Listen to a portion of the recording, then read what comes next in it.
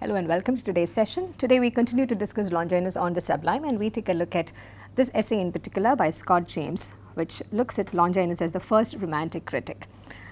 And in the later times, and we have also noticed in the previous sessions that Longinus began to get critical attention in the English-speaking world only from the 16th century onwards. His work was first translated from French to English, and we also noticed that he began to be identified as one of the first modern critics from the ancient times, and there is a significant way in which he begins to depart from other classical writers, other classical critics of that time. And even when we were looking at Longinus on the Sublime, there were sections which clearly highlighted how different he was from Aristotle and the various ideas of literature and tragedy which was prevalent during those times. So in this essay by Scott James, first romantic critic, Longinus the first romantic critic, in the first half he spent some time talking about the background of Longinus. There was always a certain ambiguity about who Longinus was, whether someone like Longinus had ever existed. So Scott James spent some time looking at the biographical details and trying to locate Longinus historically. So we'll skip that section and quickly come to the part in this essay where he begins to talk about Longinus as the first romantic critic. And this intervention is especially significant at this point of time because we also need to figure out how Longinus could make a very distinct mark, though he was writing during the classical times. Longinus was writing at a time in Greek literature when the primary aim of literature was seen as to instruct and to delight, and of course the idea of rhetoric, the objective of the orator, was also to persuade. So there was these three words within which all kinds of imaginative literature and other kinds of rhetoric were understood: to instruct, to delight, and to persuade. So anything that did not really fall within this objective of instruction or delight or persuasion, it was not fit enough to be considered as literature or good oratory skills. So Longinus, while writing at that time, we find him moving completely away from all of these ideas, the idea of rule, the idea of sticking to particular methods. And Scott James also reminds us that it's not because Longinus was not aware of the rules. Even in the essay that we took a look at on the Sublime, throughout his treatise, he gives examples and very relevant examples from contemporary Greek literature, which also shows us that he was very well read. And right at the outset of the essay on the Sublime, Longinus on the Sublime, we also get a sense of how Longinus is addressing a fellow critic, a fellow informed critic. It's not to a layman reader that he has positioned his work. He has in mind as his readers an informed critic, a series of people who are well read, not just in the critical rules and methods of those times, who are also very well versed in the kind of literature which was getting produced during that time. So in that sense, it's not because Longinus wasn't well versed in the rules of those times that he decided to depart from those rules and regulations and the methods of producing good literature. On the other hand, he identifies something else which is more important. I read to you a certain section from Scott James. But Longinus was not satisfied. He knew all the rules so well that it may have seemed to him, when he was explaining to his pupils the figures of speech and the art of composition, that nothing remained but that they should go and apply the rules and turn out Iliads and Philippides by the dozen. And we have seen that spectacularly in the many examples that he gave on the Sublime. This will please, that will persuade. What could be simpler and what more absurd? For we cannot thus account for the passion of Homer or the Demosthenic sublimity. So this is where we need to realize that Longinus begins to depart from Plato or from Aristotle. Aristotle, we have seen, he has laid down the rules, and also he has gone a few steps ahead in locating the connect between what happens on the stage and what happens in the mind of the spectator. And in that sense, we also saw how poetics is also about locating the connect between the text and the reader. In that sense, here we find Longinus departing significantly away from that, but not really losing the essence of literature. And Longinus does not, it's not as if Longinus is not sufficiently impressed with the idea of pleasing, the idea of persuading, but he says that's a very simple thing, that's an absurd thing to happen. If something that is very well written can please and can persuade, he begins to say that there's nothing exotic about it, there is nothing extraordinary about it. But the quality of good literature, Longinus begins to locate, it is in this power to transport. He's the first one in that sense who begins to talk about the power of literature. Whether you stick to the methods and whether you stick to the rules of grammar and the rules of producing good literature, whether or not, that becomes secondary in Longinus' observation. On the other hand, no matter how you produce this literature, if it has a power to transport. It becomes sublime literature just by virtue of this power to transport one out of oneself. So, yeah. So, for we cannot this account for the passion of Homer or the Demosthenic sublimity. And also recall the number of times he gives examples from Homer and how he also has a certain kind of credibility to even locate and even identify and highlight the things that he thinks Homer has not done right. And here Scott James continues, it is not enough. There is something in the experience of literature which the formula has not allowed for. And that's a key thing in Longinus' treatise entirely on the sublime.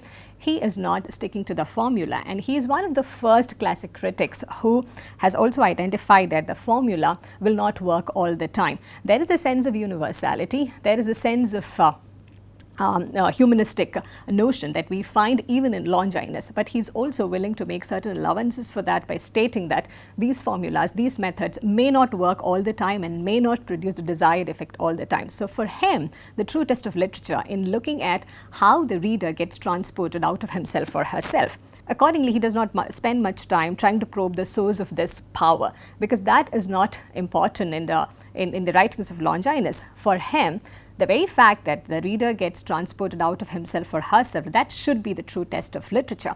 And we find that this is what makes this easy connect between Longinus on the sublime and the romantic notions that we come across at a later point in history. And Longinus also happens to be the first one to talk about emotions, about passions, about ecstasy in the context of literature. And he willingly and almost deliberately moves away from those concrete terms such as persuade, delight, which was easier to situate literature within. And since we have already gone through the essay in greater detail, we will not look at the examples that that Scott James provides over here from on the sublime.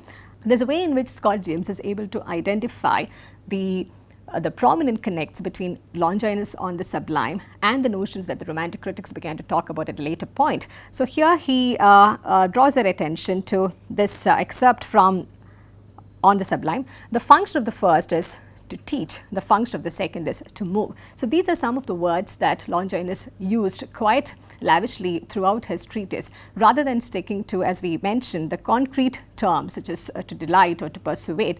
He chooses to use very abstract terms such as transport and to move. And there's no concrete way in which Longinus has been able to spell out how this transportation happens, how the reader gets transported out of himself or herself.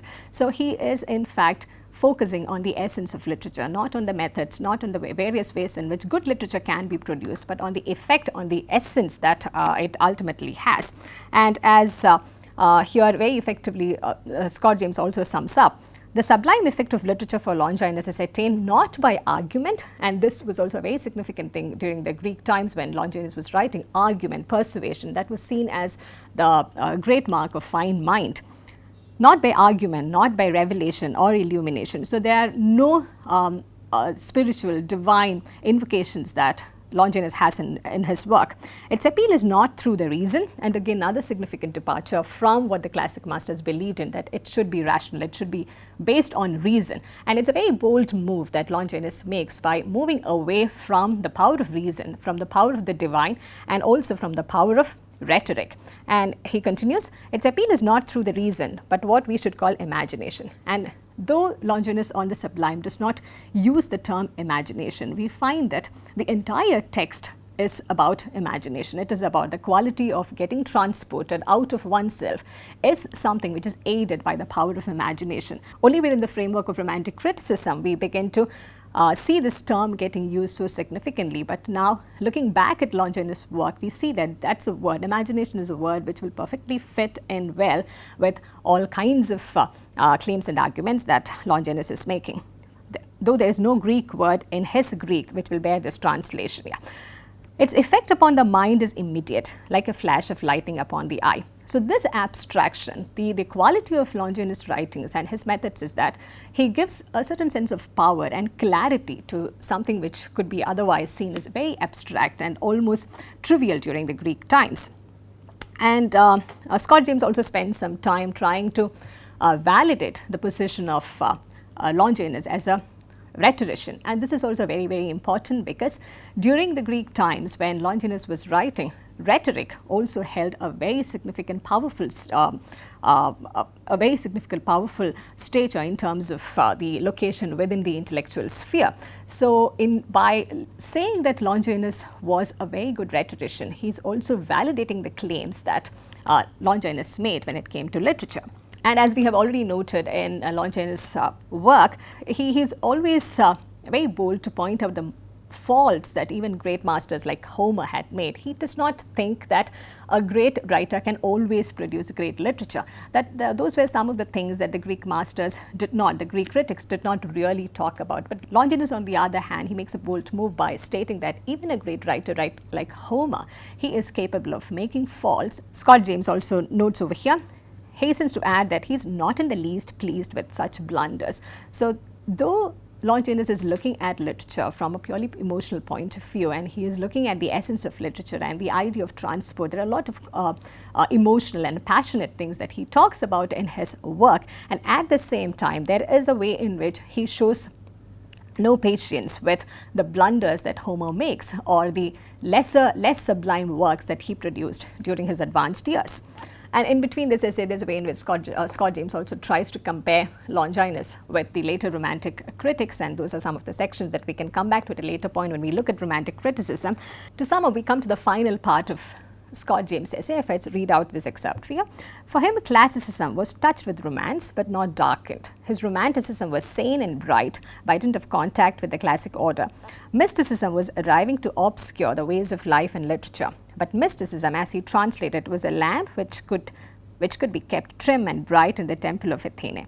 He could still teach the decorous rhetoric of the Greeks in the lecture rooms of Athens, yet escape from its cramping formalism in the same spirit of adventure as that which led him afterwards to serve Queen Zenobia in the desert. So this is fundamentally the major contribution and the major departure that Longinus' work makes, that he continues to stay rooted in the classical methods, but he is not a stickler to the rules. He believes in the essence of literature. He believes in the power of literature to transport. And this we find that it's something which will make a major comeback in the later, especially from the 18th and 19th centuries onwards, the power of literature to do things which formal rules cannot take care of. And I read this to you again. He could still teach in the decorous rhetoric of the Greeks in the lecture rooms of Athens, yet escape from its cramping formalism in the same spirit of adventure as that which led him afterwards. Yeah. So at a later point, when we begin to look at the various ways in which a theory begins to get formulated away from the classical rules and away from the early ways in which the English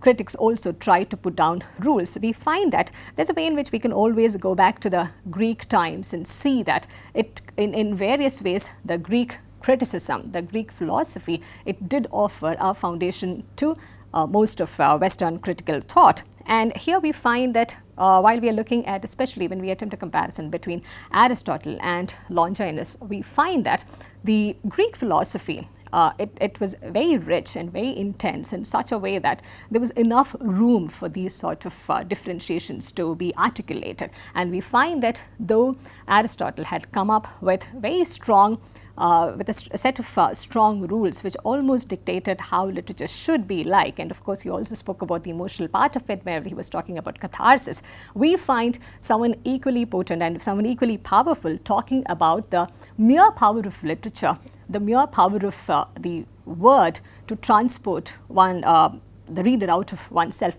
even when such rules are not being followed. And this escape, this enabling of this escape from the cramping of formalism, that perhaps is the greatest contribution that Longinus made to this world of criticism and the world of imaginative literature. So I encourage you to read through this entire essay to get a hang of what Scott James talks about and also make a few comparisons between the various ways in which Greek philosophy laid the foundation of Western critical thought. So with this, we come to the end of this session. I thank you for listening and I look forward to seeing you in the next session.